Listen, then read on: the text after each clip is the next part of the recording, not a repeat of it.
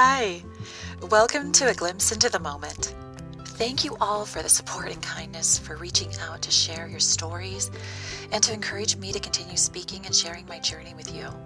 It means the world to know that I am, in some cases, truly helping people. Well, this space helps me immensely. To know that it's helping some of you as well is priceless. Thank you for sharing that with me. Today, I am incredibly excited to be talking about addiction and why it is so hard to break free from addiction. And I know this may sound really crazy to you to stretch. She's a victim of domestic abuse. Why is she talking about addiction?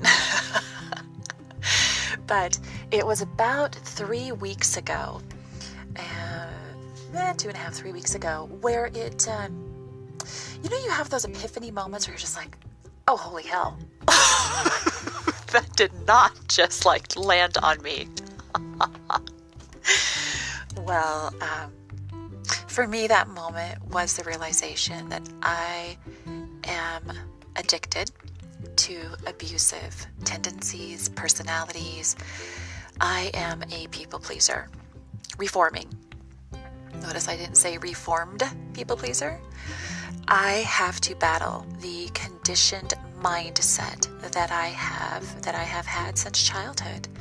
I have to battle that every moment of every day to remember that putting me first is an okay option. It is the option. It is the best option. I am valuable. I am worth it. I am worth simply believing in myself enough and loving myself enough to do what is right for me. But when it washed over me that I, as a domestic abuse survivor, am addicted to the abuse from my abusers, I began to look at my situation much differently. And I began to see it so much more clearly. Things just kind of fell into place.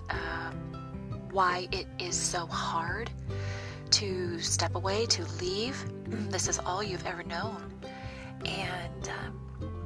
And why it's so difficult to have self-worth when you are addicted to something that is your normal. Today, I am incredibly excited because for a long time, I have been promising a guest. And today, I get to welcome my friend Jon Dale to the program. And he is just a wonderful, wonderful man battling he's addiction. He's in recovery. He will always be in recovery. It's just like me. And his story, before I bring him onto the program, I wanted to share not his story. His story is something that he's going to share with us today. We're going to have a conversation about that, but I'm so excited about him being here. He's truly just one of my best friends in the entire world and somebody that will be my life friend. But the exciting thing is I want to share with you guys how I found Jon. Because it's incredibly random. It was about a year ago. I was separated and lost, completely lost. It was before high school graduation, after those soccer tournaments. So it was probably the beginning of June or end of May. And I know I've shared before that a lot of the support that I got in the early days of pre-separation, and then post-separation was through almost secret support groups. And they're by no means secret. They are public pages on Instagram or Facebook or the internet that begin to offer support. And in one of my searches one evening, I came across a video. And there's this person, this man speaking. He's holding the video camera. It's a self video. It's dawn breaking, and he is speaking about mental health, mental illness, and suicide. And he is participating in a dusk to dawn walk, a prevention walk against suicide, an awareness walk, a fundraising walk. And he's talking about how that's affecting him and how important that is to him and how valuable that walk is to him and being a part of it is. And in that moment, before I even looked at the rest of his team page and the rest of his message, I knew intrinsically through every fiber in my being that that person was going to be my friend, that that person was somebody that would be in my life, because I believed so much in what he was saying and what he was doing. And I believed in his delivery and his authenticity of his message. And without any hesitation or any shyness, I immediately messaged the homepage, the messaging account, and introduced myself. And a friendship was born.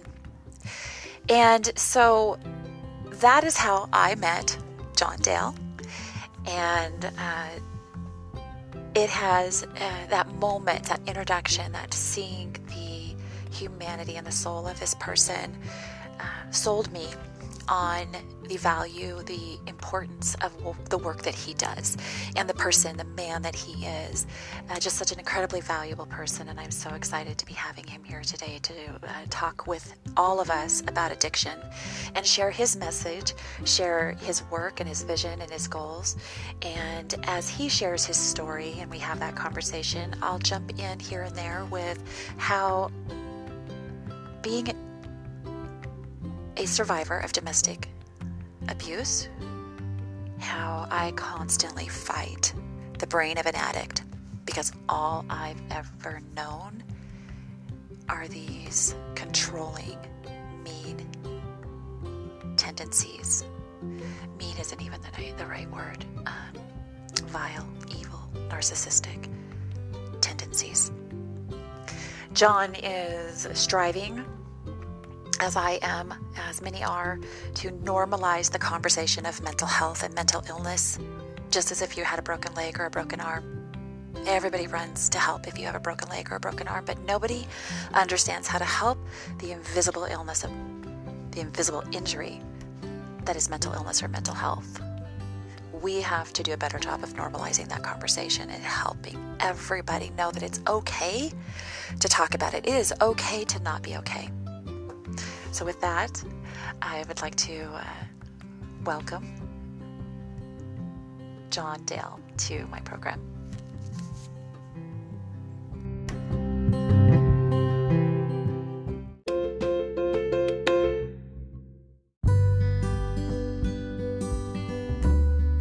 Hi, Jon. How are you? I'm very good, thank you, Nita. How are you? I'm good today. Thank you. Thank you so much for agreeing to be on my podcast. I appreciate it so much. That's okay. I was thinking that when people talk about addiction, and I know you and I have talked about this topic a lot, but when people talk about addiction, they typically think about substance abuse. But a few weeks ago, it really hit me like a ton of bricks that I was also an addict to abuse. And I know that spurred some conversations for you and I about addiction and how you are constantly striving to break out of that mindset. And I was thinking that maybe you could share a little bit about you and what you want to share about your story, and then we could kind of go from there and talk. I'll jump in a little bit about how the idea of being an addict hit me, and how I'm dealing with that, and how you're dealing with your journey. Okay. Well, I think that conversation came about perhaps because I say this a lot, and I think I did say it to you at one point, that my addiction, I've come to realise that my addiction was was a mind thing. So for me, my addictions would be just because they were abuse of substances makes no difference. I could be addicted to everything, because for me it was just a form of escapism. It was a form of something to release me from with what was going on in my life at the time. So so I suppose that's the reason why the conversation came about, because I've mentioned it on lots of occasions. I could be addicted to anything. The fact that I became addicted to alcohol and drugs is relevant, but it could have been anything really.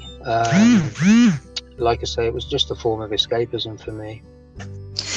Well, and for me, I guess maybe you could talk a little bit about escapism. For me, I think that it is more, that's my normal. And it's hard to understand what you don't know, or seek out what you don't know, or even understand that there is different, because you think this is everything that there is. Maybe can you talk a little bit about escapism? Yeah.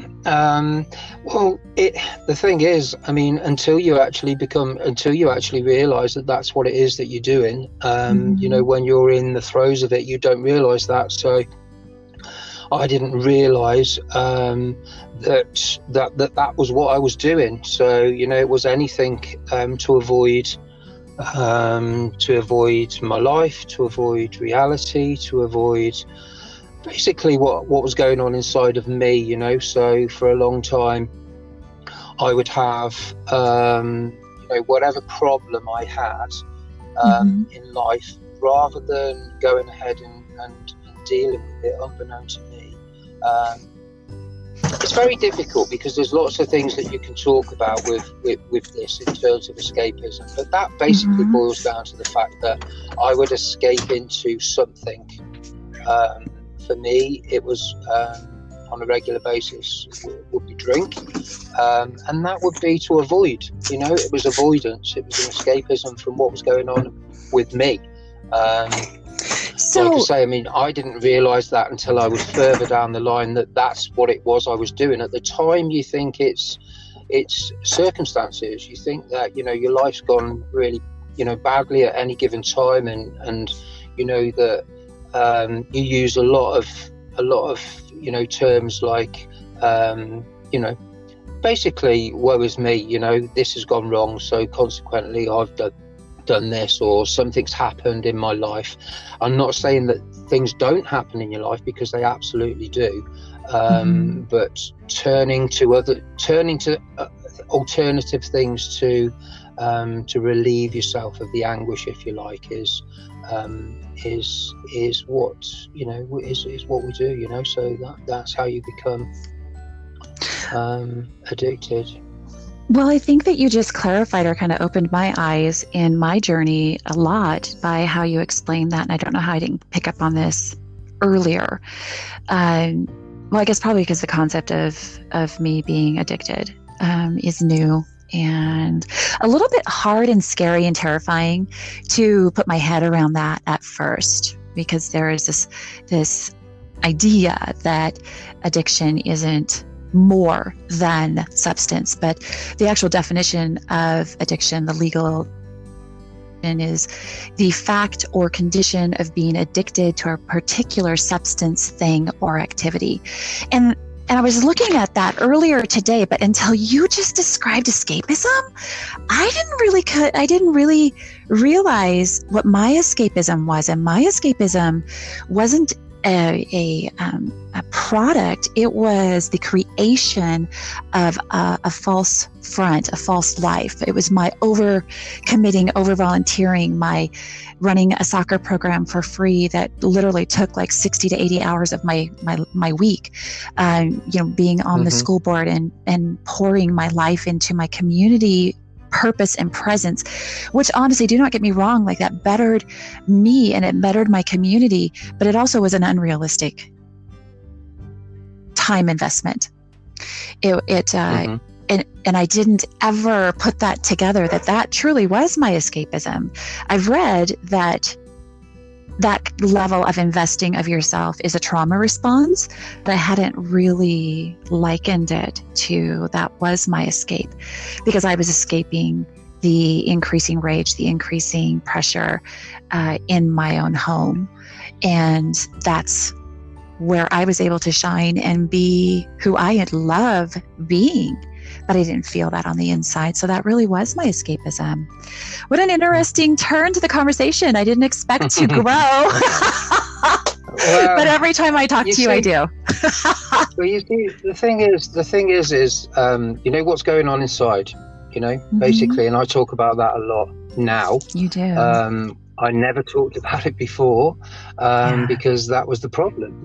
I couldn't talk about anything. I had this big macho ego that I couldn't get anything off my chest. I kept it all to myself. I actually thought I was having lots of conversations, but they were all with myself. So, an addiction of my own mind, and a lot of it, I mean, there's some things that have stuck with me for a long time. Couple of, I'm 2.5 years now into recovery, and it's not just recovery from drinking, drugs and alcohol, it's recovery from myself, really, sort of realization, finding yourself a little bit. And I know that's a bit of a buzzword, finding yourself. I don't even know what that means, to be perfectly honest with you, but for want of better words, so I mean, it was that went on with my mind, that was the problem. And with drink, for me, I always had it's funny because I say this a lot, but I always had a drink problem. When people ask me, how did you know that? I said, well, because every time I drank, there was a problem. And that transferred and changed was when I found that it was a great way to escape. Now, I have to get real about this and be really bluntly honest. There's different stages where that takes you, and my drinking and drugging, but it was mostly alcohol, took me to unbelievable lows.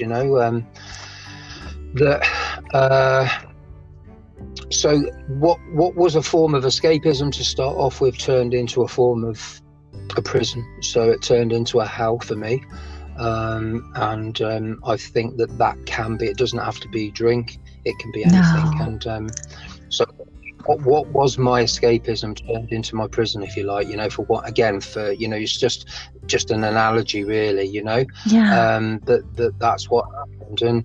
And to be honest with you, it was all about me. It was all about what happened to me inside of my own self that I couldn't deal with, I couldn't cope with, that I didn't want anybody else to know, but I did, if you know what I mean. That's a real weird one.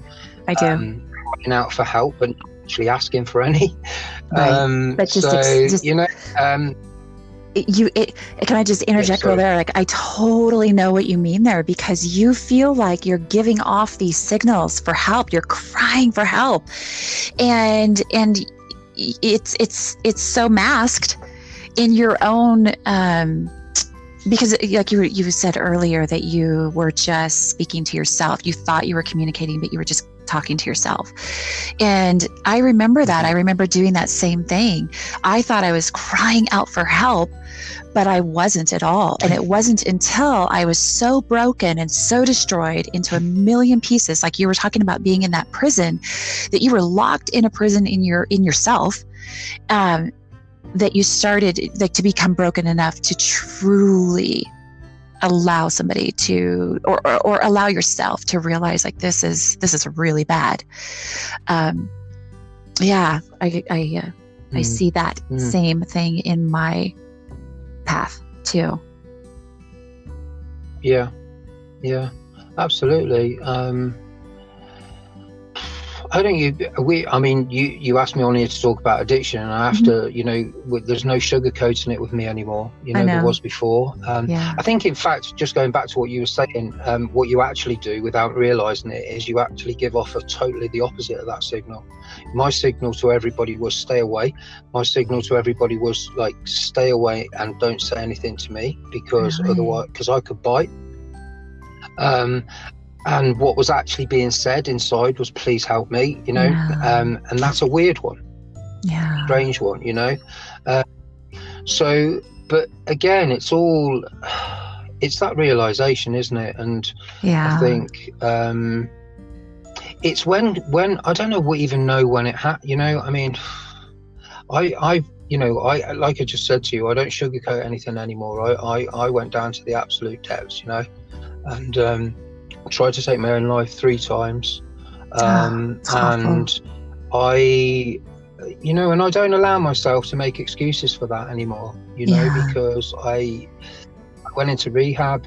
I had countless counselors, and I just wasn't listening. I wasn't ready. I couldn't take it in through fear.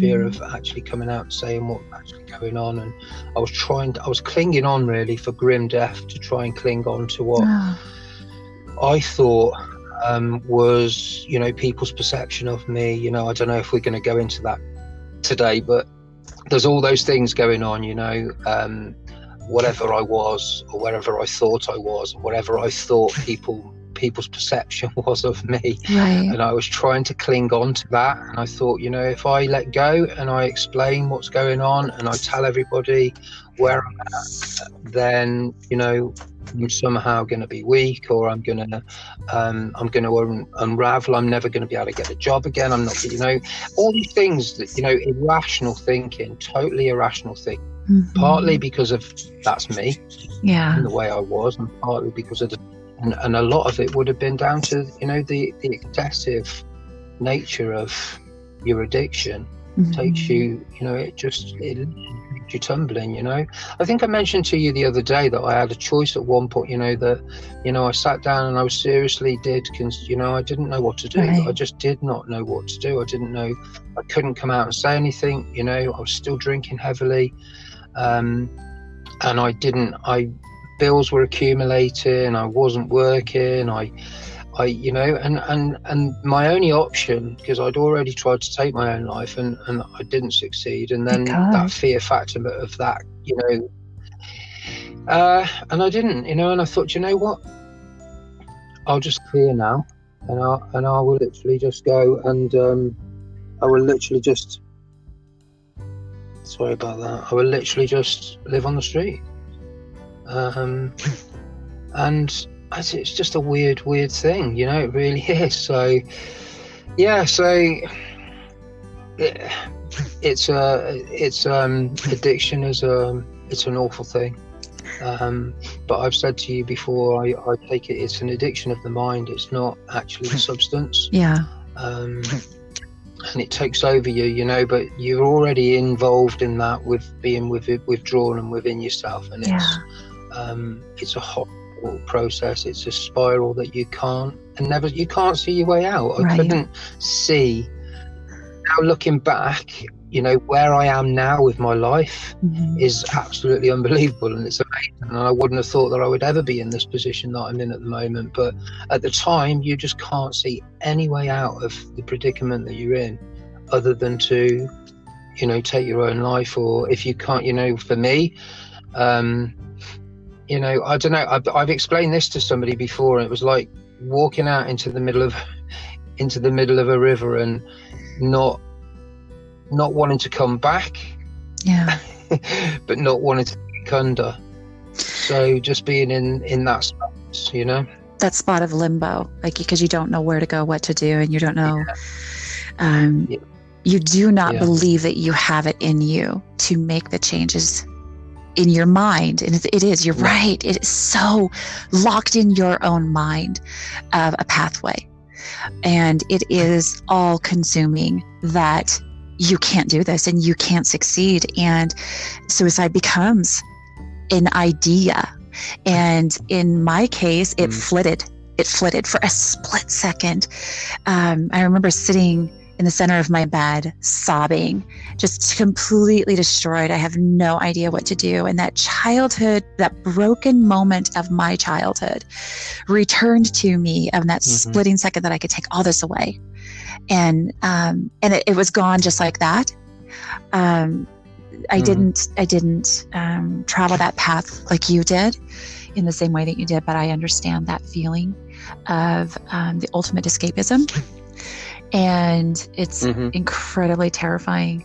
I cannot agree more that this is in your mind. The more that I go through therapy and the more that I become independent and seek my own paths of independence as I exit my abusive relationship, my abusive marriage, through divorce and therapy and healing, the more that I learn, for me, these were conditioned ideas my entire life. And I didn't know any better. I could not have changed that as a child. You know, very few children stand up to adults anyway, but what I'm learning now is incredibly powerful in my path as I approach parenting my own children and as I approach my healing journey. And accepting some of these ideas that are just locked in my own head is some of the hardest grieving that I have done. And I know sometimes when I leave therapy after I've learned something or accepted something, learned and accepted it, I will grieve and cry through it. And sometimes that lasts for a few hours, and it's incredibly exhausting and incredibly powerful. And I'm sure that sometimes you face that too. You face that through this recovery. And I'm certain, like me, I feel like I will always be addicted to abusive cycles. So I will always have to work on my mental health and my mental awareness to not allow those cycles, be they people or tendencies of my own to be perfectionistic or overachieving or over-delivering or over-committing. I have to constantly work on those because I have that addictive need in me to go back to my normals. Do you see that stuff in you? Without a doubt. Yeah, I mean, I do a lot of workshops now for myself and for mental health, and sort of working like with people to help me and to help them. And then I do a lot of AA meetings, I do a lot of NA meetings, and we tend to say people, places and things. And when somebody said that to me, when somebody mentioned a lot of the things that we talk about now, I had no idea what they were on about. It takes a while to become accustomed to what they actually mean. When somebody said to me that I could get through this a day at a time, I was like, what are you on about? Right. But now I completely understand that, because it's the only way I can do it. But yeah, people, places and things, so it's not really like we like I've said before, and I keep saying it, that I went for help for addiction, what I thought was an addiction, to alcohol or substance or whatever it may be, and what I actually ended up with was help for me, help for what me inside, help for my thinking, the way I was, and people, places and things for me are exactly that. What I understand now is that triggers, so people can be a trigger, places can be a trigger, and it's all about me. It's not individualized. I'm not meaning that somebody, right? It's all about me. The people, places and things, it doesn't mean that a person's going to trigger me. It means that my understanding or my thought process or the way I am with that particular thing or place or person will trigger. It's, again, I mean, we've spoken about this before, but it is all about me.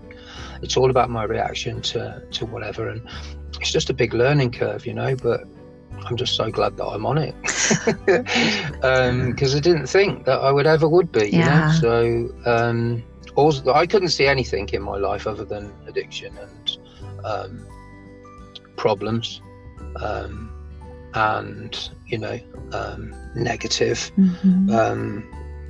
blaming, the blame game. I've stopped all of those things now. I don't blame anybody, and that's not me saying that nothing won't, we've all got a story to tell. Yes. And it could, it stems from childhood, and it does whatever. And but you see, when I first started to tell that story, and I first started to tell my story, I was still blaming things, blaming people, situations, things that had happened to me. I was still in that process of none of it was my fault. None of it was down to Jon, you know, and it's sick, and I realize that's not the case now, because even, which is very difficult to get your head around, but even when really terrible things have happened to you in the past, it's how we deal with it and how we react to it, that sends us down a certain path. And I didn't realize that. I didn't understand it, and that's it. Everything for me was thinking everything was futuristic. I was thinking in the future very negatively, and I couldn't, I was regretting the past, and so and when somebody said to me, you can do this, but you can do it just a day at a time, I clung on to that, because I suddenly sort of thought to myself, geez, I don't have to do that.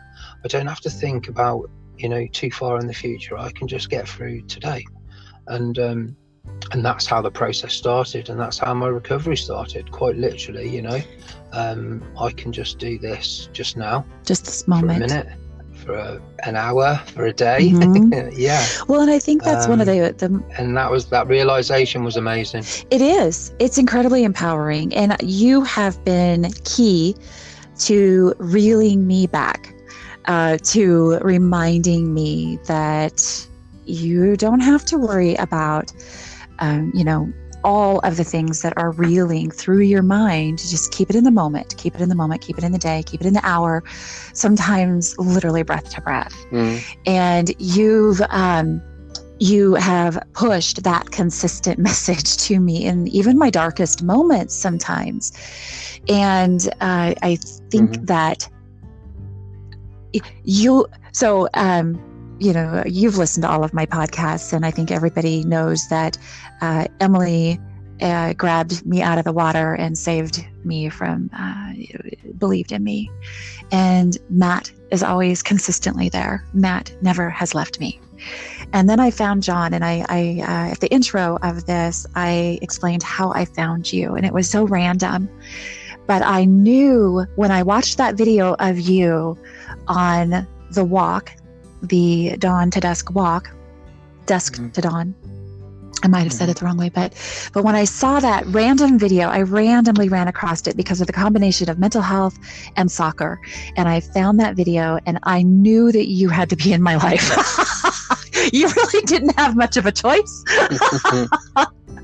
But you immediately accepted where I was at and my story, and you immediately reeled me back that I am responsible for my story, and I am responsible for every step of my journey. It's me, and that I don't have to look a year down the road. I don't have to do anything more than surviving that moment. And sometimes, and sometimes that's been really hard. And I think that everybody on their journey, on their story, can relate to, there are moments where you don't think you're going to be able to breathe, but you can, and you just have to support yourself with the right group of people, places, things that help you survive those moments. And don't get too mad at yourself if you have that extra piece of chocolate at the end of the day, if that's truly what you need. Right? Sometimes don't beat Don't beat yourself up over anything, really. You know. Yeah, just accepting. Yeah, you're absolutely right. Surround yourself with, I say to lots of people that I speak to, and I do a lot of things around mental health and around football and soccer, and I do say to surround yourself with like-minded people. That's what I'm all about. Is talk to people that understand.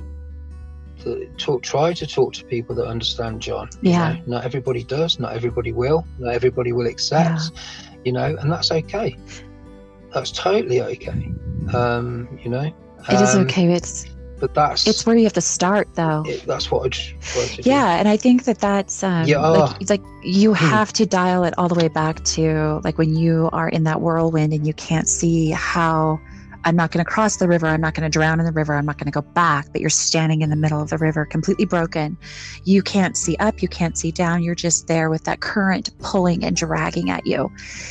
And the moment that you can take one tiny step in that positive direction, and it's breaking down your own mental barriers, but the moment you can take one positive step in that direction and then you grab a life rope, it's really about continually surrounding yourself with whatever it is that keeps you on that path to cross the rest of the current.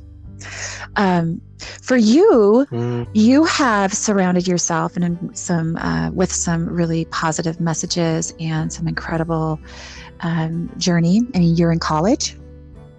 You're doing amazing things. You have an entire mental health awareness campaign that you have started and you are pushing.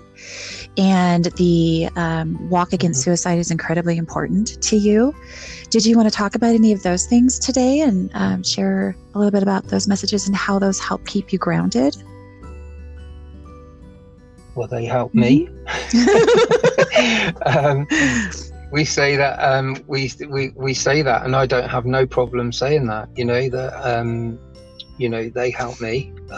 So when people say to me, "Oh, that's fantastic what you're doing," you've set up what you set up whatever you set up, and you help people, you talk to people, and I say, well, yeah, okay, they help. It helps me. They help me. We help each other. That's what I said to you about, sort of like-minded people surrounding yourself with that, and that's all I do. I talk about myself, my own experiences, in the hope that it might help other people, and then when people talk, I listen, and that's all I do. That sort of lends itself to doing other things and doing workshops and stuff like that, but it's all part of like my recovery. It's all part of helping myself to get better, but also helping other people is along the way is a piece of the jigsaw. So it's good. When you mentioned that was the start of when we already got Team Sharudo together, which well, I'll just say what it is because it's I was dealing with mental health issues. I was dealing with my addictions, and on top of that, I've been involved in football all my life. So I thought, what can I do? Because mental health and addiction is a massive, a huge field. And I thought, well, my little niche that I really know a lot about is soccer. So that's what I'll do. I'll set something up that works within that category, and it's lent itself to a lot of things. So I would coach some guys that are coming out of rehab the same as me, so I'm in the same boat as them, if you like. So and we do a bit of soccer, I do a bit of coaching, I get them back involved in football, or I might talk to people that are already involved in football but are struggling in some way, shape or form with their mental health, or it could be addiction as well, and they get something and I get something, and it's a two-way street. So it works. And the college thing was, I suppose, I tell you, very briefly, I'll explain to you what I did there, because for a long time, for a very long time in my life, I thought that I was a failure, and I've failed at everything. I failed at football, I failed at life, I failed at jobs, I failed at this, I failed at that. And I can remember something sticking in my mind when I stopped playing full-time football and I went to part-time football, and I was on a rocky road. You know, I was drinking a lot and what have you. No excuses. But that's what happened. And I listened to people close to me and further afield, and I listened to myself as well. I'll come to that in a little while. But I listened to people saying, well, what's he going to do? Because he's no good at anything else. He was only ever any good at football. And I genuinely believe that. But I think more than people telling me that, I was telling myself that I was a failure, I was no good. And I suppose college for me was like that realization that within my own head, I was using my intelligence inside myself to deal with all the stuff that I was dealing with. You know, I was using my intelligence in a negative way constantly to beat myself up, you know, because I was intelligent, but I just didn't utilize it because I didn't feel that way. And so then when I started to do all of these things that I'm doing at the moment, and started a little journey on recovery and finding myself a little bit, again, for want of a better word, and I started to understand that. I started to understand that I was intelligent. I was, you know, what's your definition of failure? Because my definition of failure could be somebody else's success, and I didn't realize that. And so I started to use my intelligence in a positive way instead of a negative way. And going to college was just realistically was because I found that I was reading and I was looking and I was researching stuff, and I was finding everything really interesting. And I thought, God, I might be able to do this, you know. So I went on that little journey as well.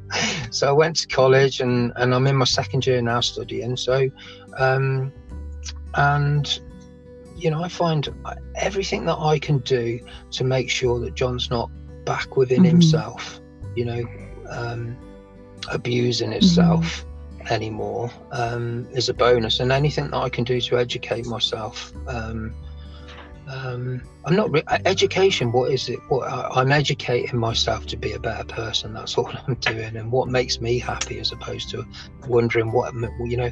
I lived in a constant cycle of what makes everybody else happy, overthinking what everybody else thought, and overthinking what's that person think of me, and how can I make that person think that, you know, that I'm okay, or whatever the case may be. Do you know what I mean? So now I'm trying to make myself happy as opposed to everybody else, really. Well, so, and I just talked to somebody about that over the weekend, about how, like, getting locked in your mind to around putting others first, others' feelings, others this, others that. And I think that you were the one who really dialed me backward and reminding me, like, well, what does Nita want?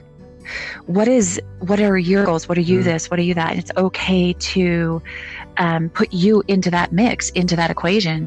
It's okay if you have, you know, be it boundaries or desires or wants or needs. Why does everybody have to be either pleased or come before you get into that mix too? And it's such a new idea for those of us that are either people pleasers and people pleasers are just locked in their own heads, just like what you're talking about. We're just locked in our own heads, constantly trying to make everybody else like us, approve of us, desire us. We can deliver anything, but really we just want to be accepted for who we are. I think that absolutely, it's listening to your story, which is completely different than mine, night and day, different from my story, but it's, for lack of a better way of saying it, it's so close to being the same story, because we battle the same ideology, that we're locked in our own head, and we are. And I battle that. You're way further down the road than I am. And I remind myself of that. What's that? I said, don't believe it. You're kind.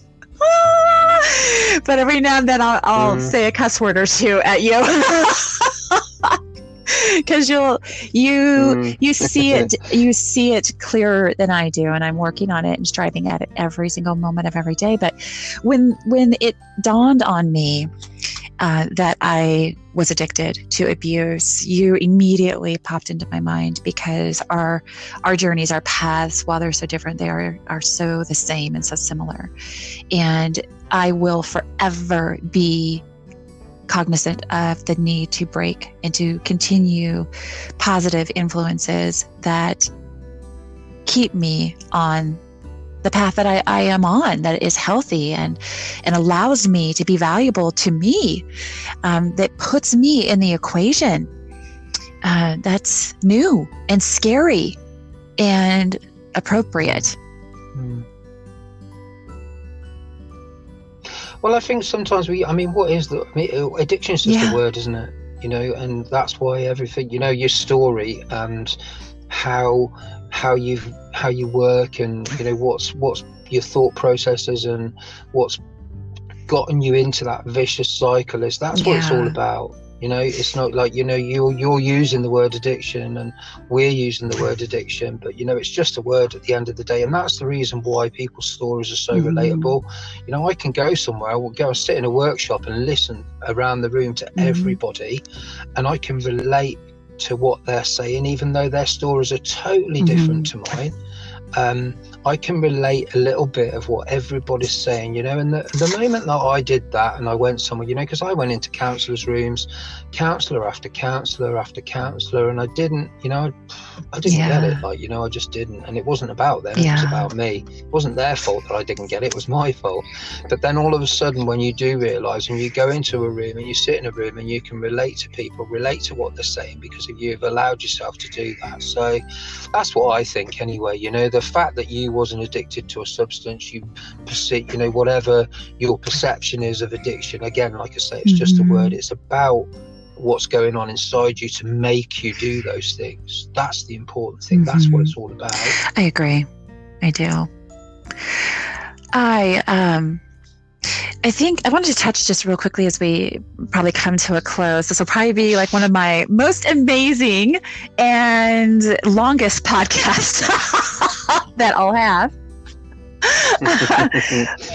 Edit. No, not at all. There's not a single piece of this I'm going to edit out. I think that this is incredibly powerful, and the feedback that I get from my listening audience is how relatable it is. Even for people who are not in abusive relationships, they're coming back to me and they're saying, oh my gosh, like I can relate to this insecurity. I can relate to this. I had never thought about that. It's helping them grow in their self, in who they are, so that they can grow in their relationships and their endeavors, which is incredibly valuable. I think that this is one of the most powerful ones. And being my first guest, which is so exciting. And you were actually the one who turned me on to podcasting and as a way of sharing. So thank you for that. Thank you for that. You're an incredible friend and mentor, somebody that I value incredibly in my life. And as I announced at the beginning of this, you are, like it or not, you're a life friend. So you're stuck. Yeah. I'll go with that. Just going back to what you said very quickly, back to what you said, it's so true, because if people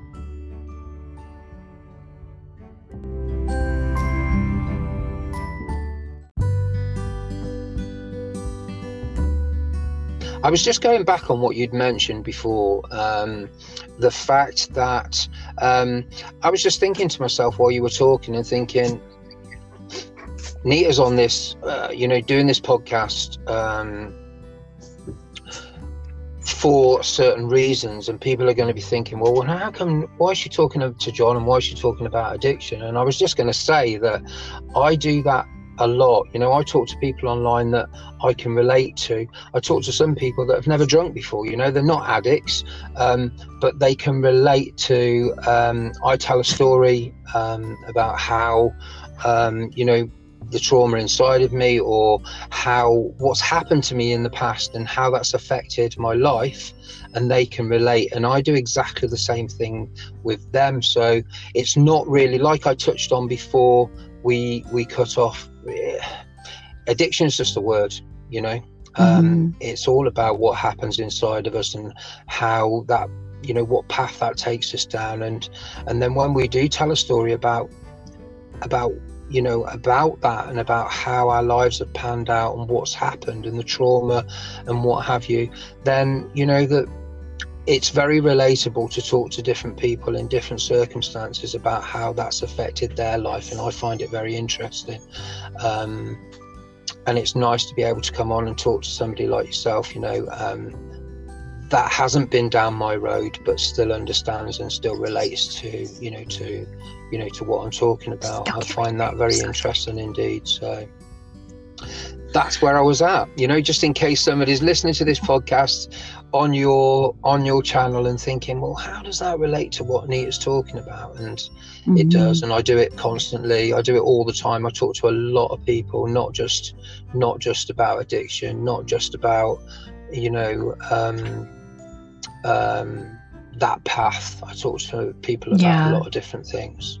So. Well, and I think that's such an important reminder and very valuable to remember that all stories are relatable, and they all have a human element, and they all involve successes and failures, and everybody can relate to those. And it really is what defines you, is how you climb out of the darkness and climb onto a stable path, or, you know, not stable, you work at it every moment of every day to work at it. Get there. Yeah, it is. Yeah. It really, really is. Well, I appreciate so much. Tonight. Sorry. No, go ahead. I was just going to say just one little thing. It's funny that we've done that now tonight, because you mentioned right at the very start of this that you was on Instagram and you saw my video, and that was sort of where my Instagram page started, and that was something that's called Darkness to Light, which is all about it's a charity with to do with suicide and self-harm, and I'd just been on that walk, and it's very funny that we're doing this now tonight, and we started off by talking about that, and I'm actually going to do that now because we're in COVID-19 and we're in lockdown and all of that. We can't actually do that walk that I did last year, so what Darkness into Light will be just watching wherever you are, taking pictures and videos of watching the sunrise, which is what we do when we walk in, but we're not able to do that this year. So I'll be doing that in my back garden, and I'll be thinking about people that are very, very close to me, you know, people that I was in rehab with that are no longer with us, unfortunately, and people that were close to me as well that have unfortunately passed away to that horrible thing called suicide. So I'll be doing that. I will be doing that tomorrow morning. So it's nice. I just thought it might be apt to finish on that. I think that's incredibly valuable. Thank you so much for talking about that. And just because we didn't touch on it before, you're located in Ireland.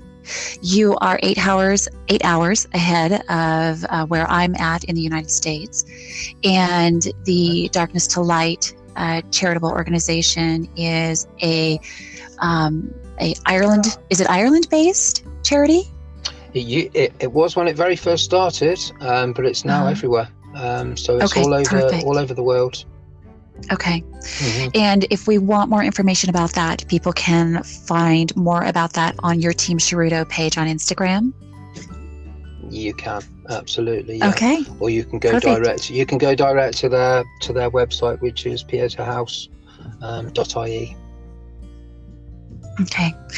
Well, thank you so much. That's such a valuable thing that I think we can all, especially during this lockdown time frame, easily get up to partake in that and be a part of such an important message. And showing of support. That's something that I'm sure nobody escapes from having touched their life in some way. And it's an incredible tragedy. Mm-hmm. Thank you so much for joining me today, for the time, for sharing your story, for being my friend, for accepting me when I reached out to you, and all the crazy times that you have stood 8 hours in my future on a whole different world away and listened. Well, I appreciate thank you it for very, being my very friend. much. It works both ways. You say that, but and it just goes back to that again, accepting your own worth and value. And I struggle with that, and I think most people do. But I know you do get stuff out of our friendship, but I still struggle. I struggle with that. You know that. I struggle with my value, but I will get there. You will. I will. Thank you so much, Jon. I appreciate it. And I look forward to having you on again in the future. As we were talking, I jotted down a couple notes of future topics. So I hope that you enjoyed your time and that you'll come back and visit with us again. No, it was a pleasure. Thank you very much, Nita. Thank you, Jon. I'll talk to you soon. Okay. Bye-bye. Okay. Bye. Take care. Bye.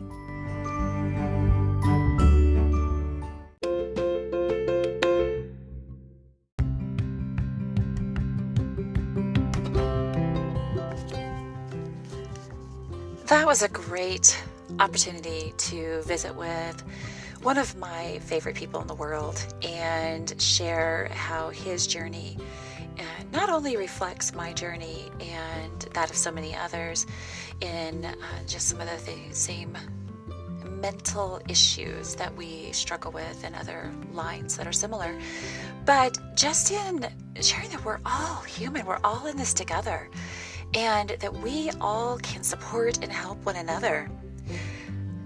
I want to close today's episode by saying thank you to Jon. Thank you not only for coming on to my podcast and sharing your words with all of us, but for being the man that you are and not rejecting the fact that you have a story and it has dark moments to it. And you are using those dark moments to become stronger and healthier for yourself and an entire community that loves and supports and follows you, that you reach out into the world to better the world on a daily basis. And you are powerful and strong. And I am so blessed to know you. Thank you, Jon. To all of my followers, you are amazing. You are powerful warriors that I am so proud to know and to have in my life. In whatever way that you are in my life, I appreciate you. Again, to those reaching out and sharing their journey with me, their vulnerabilities, their weaknesses, their strengths, their successes, their failures, their moments of growth. Thank you. Mostly thank you for believing in yourself and the opportunity that you are worth the journey and that you are actually worth loving you. And as I say that, I have a hard time even accepting it myself. But I will get there. I practiced this morning. I'm trying a no makeup phase, but I did my hair and I was looking in the mirror and I turned my just kind of normal, non-smiling face as I blew dry my hair into a smile. And I thought, oh, well, look at you. You are lovely. You have lovely green eyes. You have lovely lips. You have a wonderful complexion. You don't have very much gray hair for being 50. And I hope that all of you can take a moment and reflect on yourself and the positives that you are as you are in your day and in your journey. I'm going to close today with the phone numbers. If you need help, reach out for help. And if you cannot reach out to anybody in your circle or in your community, There are two numbers I want to give to you guys today. One is the National Domestic Violence Hotline. The number 1-800-779-7233. Again, 1-800-779-7233. I have called that number, and it took my breath. But it also was a moment of leveling up and being honest. The second entity and number I want to share is the Substance Abuse and Mental Health Services Helpline. And this is a national number as well. 1-800-662-HELP. H-E-L-P. 1-800-662-HELP. If you are struggling,